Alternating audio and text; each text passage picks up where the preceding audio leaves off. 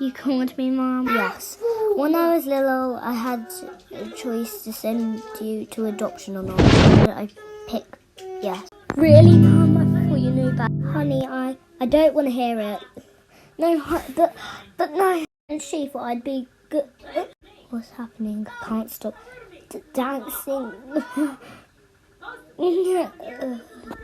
And that was the first day I had in the system.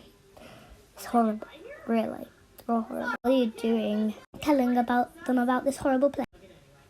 Okay. Anyway, it's lunchtime. But they don't put poison in little bits. Please, no. Just go. Part 2. I don't know, I sound like a kid, but I'm not.